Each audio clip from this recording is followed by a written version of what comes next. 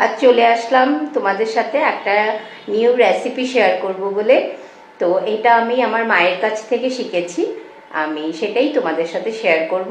আর এটা একটু কাটতে কষ্ট হয়, তো তাই মানে অনেকে হয়তো এমনি মুখে যদি আমি বলি তাহলে প্রসেসটা জানবে না কিভাবে কাটতে হয়, তাই জন্য আমি কাটাটাও আমি তোমাদের দেখিয়ে দিব।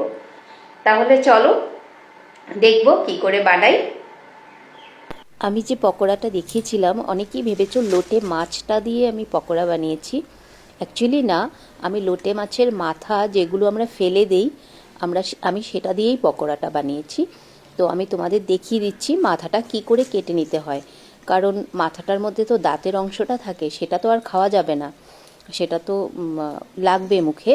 তাই দেখো আমি কি করে মাথার যে দাঁতের অংশটা সেটা আমি ফেলে দিচ্ছি। সেইভাবে ফেলে দিয়ে তারপর আমি পরিষ্কার করে ধুয়ে নিয়ে তারপরে আমি পকোড়াটা বানিয়েছি। এইভাবে দেখো, এই মাথার এই অংশটা এইভাবে ধরে তারপর আমি কেটে নিয়েছি। এটা চাকু দিয়ে কাটা যায় না, সেই জন্য আমি বটি দাও দিয়ে কেটেছি।